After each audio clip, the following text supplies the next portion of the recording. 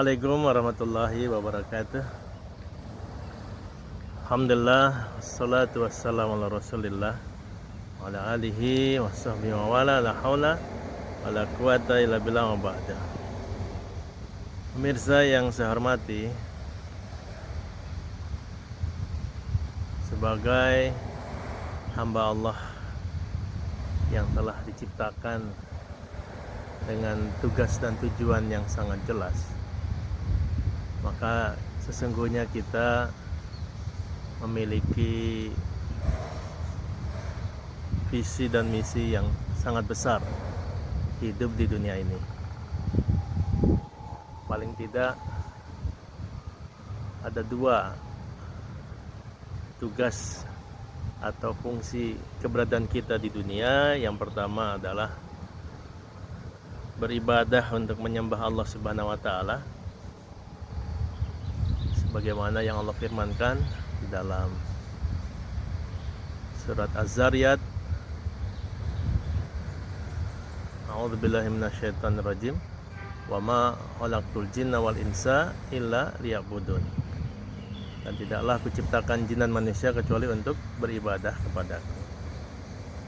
Ini adalah tugas atau fungsi keberadaan kita di dunia ini, yaitu untuk beribadah kepada Allah Subhanahu wa taala.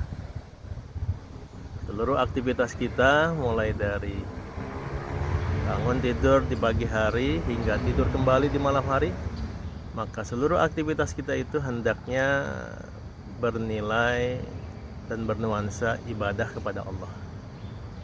Ibadah yang luas, bukan hanya sebatas ibadah ritual, ibadah mahdoh seperti sholat, puasa, zakat, haji, baca Al-Quran, zikir yang sifatnya adalah ritual, tetapi juga ibadah non-ritual atau ibadah muamalah, ibadah ghairu mahdoh, yaitu dalam beraktivitas muamalah antar manusia dalam bidang ekonomi, sosial, budaya, politik, hukum, pendidikan, militer, dan lain sebagainya. Nah, ini adalah tugas atau fungsi keberadaan kita di dunia yang pertama. Tugas dan fungsi kita yang kedua adalah sebagai khalifah atau wakil Allah di muka bumi. Hal ini sebagaimana yang Allah firmankan di dalam surah Al-Baqarah, A'udzubillahi minasyaitonirrajim, inni ja'ilun fil ardi khalifah. Sesungguhnya aku hendak menjadikan kamu sebagai khalifah di muka bumi. Jadi khalifah adalah kita sebagai wakil Allah, wakil Tuhan di bumi ini. Untuk apa? Untuk mengelola, untuk memakmurkan, memelihara bumi ini beserta isinya. Jadi ini adalah tugas kita yang kedua, tugas yang memang juga harus kita wujudkan. Jadi bukan hanya sebatas ibadah yang menjadikan hubungan vertikal kita kepada Allah, tetapi juga kita menjadi khalifah fil ard, wakil Allah, wakil Tuhan di muka bumi, untuk mengelola, memakmurkan, memelihara bumi dan isinya. Nah, itu sebabnya orang-orang beriman berada di dunia ini hendaknya bisa mengambil posisi-posisi yang strategis di dalam kehidupannya. Posisi yang bukan hanya untuk kepentingan diri dan keluarganya saja, tetapi posisi yang bisa memberikan manfaat untuk manusia yang banyak dan alam sekitar. Kalau bahasa Al-Qur'annya adalah wa ma arsalnaka illa rahmatan lil alamin. Bahwasanya Allah mengutus Nabi kita Muhammad SAW dan juga tentu umatnya, umat Islam ini, untuk rahmat semesta alam. Jadi orang-orang beriman hendaknya bisa mengambil posisi-posisi strategis di dalam kehidupannya, apakah menjadi kepala negara, presiden, apakah menjadi menteri, apakah jadi gubernur, apakah menjadi bupati, apakah menjadi wali kota, lurah, camat, ya, RW, RT, atau direktur perusahaan, atau manajer, atau rektor, atau dekan, atau apapun juga yang posisinya itu memberikan manfaat buat orang banyak, ya. Dan tentu puncaknya adalah menjadi rahmat bagi alam semesta. Artinya dengan keberadaan kita di muka bumi ini, kita bisa menebarkan rahmat dan kasih sayang Allah bagi seluruh makhluk. Kita bisa menjalani nilai-nilai Islam yang penuh dengan kasih sayang, yang penuh dengan kebaikan bagi semesta alam. Nah, itu makanya ada tahapan-tahapan yang harus kita lakukan agar kita bisa memberikan manfaat yang besar buat orang banyak. Tahapannya yang pertama adalah kita membentuk pribadi masing-masing menjadi pribadi-pribadi yang soleh dan bertakwa. Setiap kita harus berikhtiar, berusaha keras agar bisa membentuk pribadi yang soleh dan bertakwa, pribadi yang senantiasa dapat menjalankan seluruh perintah-perintah Allah dan menjauhi semua larangan Allah Subhanahu wa taala. Pribadi yang memiliki hubungan dengan Allah sangat kuat. Pribadi yang selalu menjaga amalan-amalan ibadahnya dalam rangka menjalin hubungan dengan Allah. Dan kemudian pribadi-pribadi yang memiliki manfaat buat orang banyak. Nah, ini tahapan yang pertama. Tahapan yang kedua, setelah kita membentuk pribadi-pribadi yang soleh dan bertakwa, kita membentuk keluarga yang soleh dan bertakwa. Jadi kita mencari pasangan hidup. Yang laki-laki mencari istri yang soleh dan bertakwa, yang perempuan mencari suami yang soleh dan bertakwa. Jadi ketika suami istri ini adalah pasangan yang soleh dan bertakwa, maka insya Allah keluarga yang dibangun juga keluarga yang soleh dan bertakwa. Maka ketika nanti dia mendapatkan keturunan, anak-anak, maka insya Allah dia akan menjadikan putra-putrinya, anak-anaknya menjadi putra-putri yang soleh dan bertakwa. Jadi ini melebar. Awalnya hanya pribadi yang soleh dan bertakwa, maka tahapan kedua membangun rumah tangga, keluarga yang soleh dan bertakwa menjadi lebih banyak. Tadinya satu menjadi dua, tadinya dua bertambah menjadi mungkin 3, 4, 5 dan seterusnya sebagai keluarga. Jadi pasangan yang soleh dan bertakwa, dia akan mencetak anak-anak yang soleh dan bertakwa.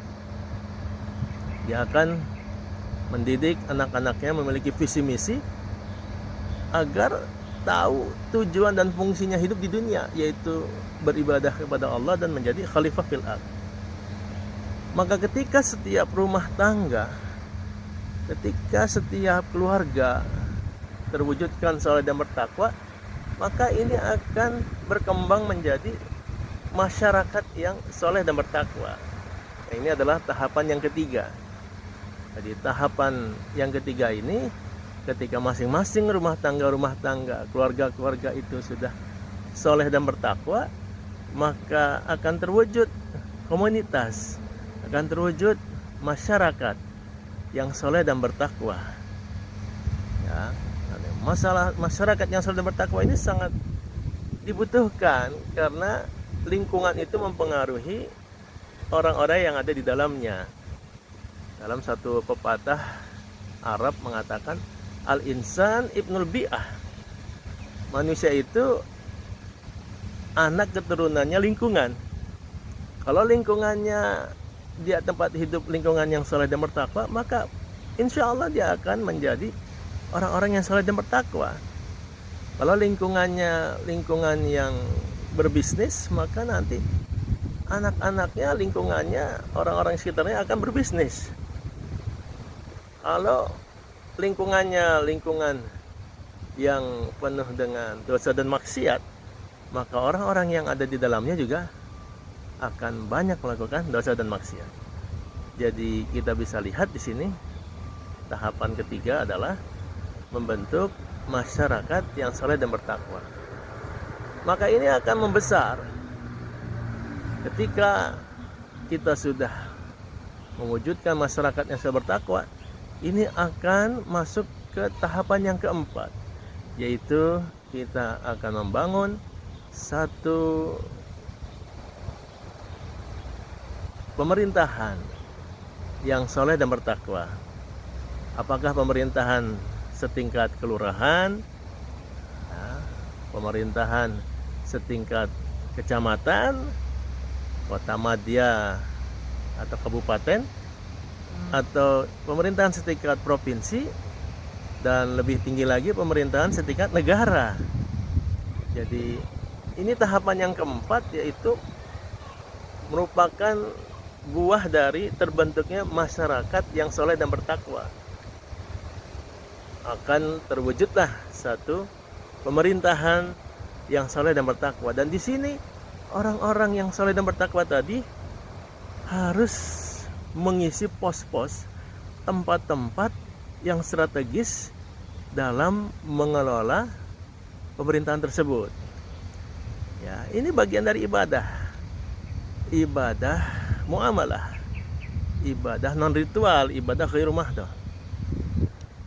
Ya, ketika orang-orang yang saleh dan bertakwa berada di pemerintahan yang saleh dan bertakwa, maka dia bisa mewujudkan kebaikan-kebaikan yang banyak, mewujudkan kemaslahatan.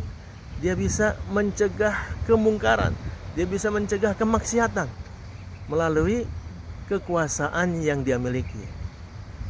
Itu hal yang memang menjadi prioritas dalam kita mewujudkan kebaikan di lingkungan kita.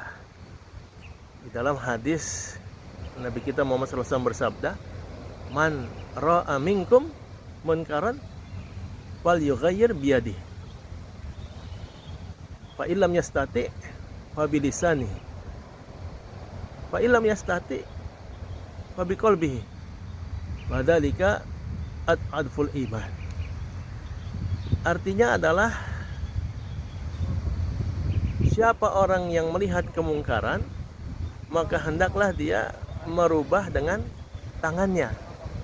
Ya, tangannya di sini adalah kekuasaan, ya, pemerintahan.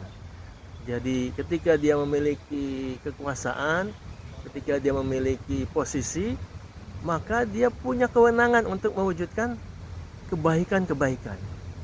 Dia bisa mewujudkan upaya mencegah kemungkaran-kemungkaran. Jadi aslinya kemungkaran itu bisa dirubah dengan tangan kita. Tangan ini kiasan, bisa bentuknya adalah tangan sesungguhnya, tapi juga bisa bermakna kekuasaan. Ya, jadi tangan, ya, tanda tangan, ya, dengan secari kertas bisa mengeluarkan satu keputusan, bisa mengeluarkan instruksi, bisa mengeluarkan, ya, perintah dan larangan. Nah, ini artinya merubah dengan tangan kekuasaan. Ya, jadi memang orang-orang beriman harus mengambil posisi-posisi strategis di dalam pemerintahan, ya, karena dia menjadi khalifah fil ard. Dia menjadi wakil Tuhan di muka bumi. Dia yang akan mengelola, memelihara, memakmurkan bumi ini. Lalu kalau tidak bisa dengan tangan kekuasaan, bagaimana? Maka kata Nabi, rubahlah kemungkaran dengan lisan kamu, dengan mulut kamu, atau dengan tulisan juga. Jadi menyampaikan melalui mulut-mulut kita atau menyampaikan melalui tulisan-tulisan kita untuk mencegah kemungkaran. Ya, itu satu level di bawah tangan atau kekuasaan. Karena tidak punya kekuasaan artinya hanya bisa menyampaikan lewat lisan maupun tulisan. Tapi ternyata ketika kita tidak sanggup juga untuk menyampaikan amar ma'ruf nahi mungkar itu dengan lisan kita, mungkin ya ada hal-hal yang sulit untuk kita bisa ungkapkan, membawa dampak yang buruk. Maka Nabi mengatakan rubahlah dengan hati kita. Jadi hati merupakan penolakan terhadap kemungkaran itu. Namun Nabi mengatakan yang demikian itu dengan hati adalah selemah-lemah iman. Jadi itu yang terakhir. Ya pemirsa ya, jadi selemah-lemah iman itu dengan hati. Dan jangan kita melihat kemungkaran selalu dengan selemah-lemah iman, dengan hati terus. Harus ditingkatkan. Kalau mungkin saat ini kita hanya bisa dengan selemah-lemah iman, yaitu dengan penolakan di hati, maka hendaknya dalam kesempatan yang berbeda kita tingkatkan kemampuan kita melakukan amar ma'ruf nahi mungkar dengan lisan kita, dengan tulisan kita, dengan berbagai ya kalimat-kalimat, tulisan-tulisan kita yang bermanfaat. Nah, ini ditingkatkan ya. Lalu ketika kita memiliki satu posisi tertentu, ya keadaan tertentu, maka kita tingkatkan lagi dari lisan menjadi tangan dalam amar ma'ruf nahi mungkar. Dengan kekuasaan kita masuk ke wilayah-wilayah birokrasi. Nah, tentu untuk bisa sampai kepada birokrasi ini kita membutuhkan ya jamaah. Nah, jadi dalam melakukan satu amar ma'ruf nahi mungkar itu akan jauh lebih efektif ketika kita berada di wilayah kekuasaan. Ya, ketika kita berhimpun bersama-sama berjamaah dengan orang yang satu visi misi tadi. Ya, tadi awalnya dari pribadi yang saling bertakwa, maka kita bentuk komunitas keluarga yang saling dan bertakwa, lalu kemudian kembang lagi menjadi masyarakat yang saling dan bertakwa. Jadi berjamaah, berkomunitas. Orang-orang yang saling bertakwa ini untuk melakukan perbaikan-perbaikan di tingkat pemerintahan. Ya, maka ketika satu negara dipimpin oleh orang-orang yang saleh dan bertakwa, masyarakatnya orang yang saleh dan bertakwa, maka ini akan bisa memberikan warna dan pengaruh kepada masyarakat dunia. Ya, bisa melakukan ya, manuver-manuver menjadi satu contoh tauladan, bahkan mewarnai seluruh negara-negara yang ada di dunia untuk bisa melakukan amal soleh. Jadi pemirsa yang saya hormati, ya ini hal-hal yang perlu kita ikhtiarkan sama-sama. Ya, bahwasannya kehadiran kita di muka bumi ini bukan hanya sekedar untuk urusan yang kecil dan remeh-temeh. Keberadaan kita di dunia ini bukan hanya sekedar untuk diri kita dan keluarga kita saja. Ya, terlalu kerdil dan sempit kalau visi misi hidup kita itu hanya sebatas lahir menjadi batita, balita, anak-anak, lalu pelajar, lalu mahasiswa kuliah, lalu bekerja, menikah, lalu jadi orang tua, punya anak, punya cucu, lalu jadi kakek nenek, lalu wafat. Kalau sebatas itu saja terlalu kecil visi misi kita, ya. Karena Allah tidak menciptakan kita hanya untuk sebatas itu. Tetapi kita punya tugas visi misi yang besar, yaitu beribadah kepada Allah dalam artian yang sangat luas. Seluruh aktivitas kita adalah nilainya ibadah, dan menjadi wakil Allah di muka bumi, ya, sebagai wakil Tuhan untuk memelihara, mengelola, memakmurkan bumi ini. Hari-hari ini kita menyaksikan bagaimana keadaan dunia tidak sedang baik-baik saja. Kita menyaksikan keadaan negara kita tidak sedang baik-baik saja. Keberadaan masyarakat kita tidak sedang baik-baik saja. Kenapa itu terjadi? Dikarenakan memang kita punya problem, ya, problem dari pemerintahan yang dipimpin oleh orang-orang yang kelihatannya tidak soleh dan bertakwa. Kita punya masyarakat yang juga tampaknya tidak soleh dan bertakwa. Kita punya keluarga yang tampaknya banyak keluarga yang tidak soleh dan bertakwa. Dan kita lihat individu-individu manusianya, baik yang beragama Islam maupun yang tidak beragama Islam, juga banyak yang tidak soleh dan bertakwa. Sehingga akhirnya apa yang terjadi?